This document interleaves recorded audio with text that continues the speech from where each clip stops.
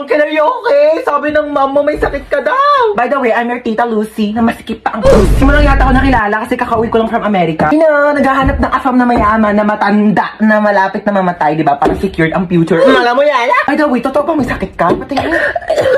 For the best actress ka dyan, Bia. Alam mo ba, ganyan na ganyan din ako mag-acting ng bata ko. Alam mo, pamangkin talaga kita. Mana-mana ka sa akin. Tinatamad ka lang pumasok, ano? Lucy! Ay, mama mo, Bia. Lakas mo. Sige, lakas mo ba yung matatanggan nilang. Ganon, Bia. Lucy, ano na? Ano sabi niya? Ay, ano ka ba? Ako na bahala dito sa anak mo. Oo, ang lakas na ng uboy. Ayan, ang lakas, diba?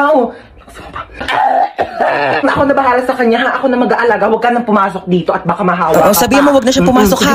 Sige na. Doon ka na. Tuotin mo tong jacket ito, bilis.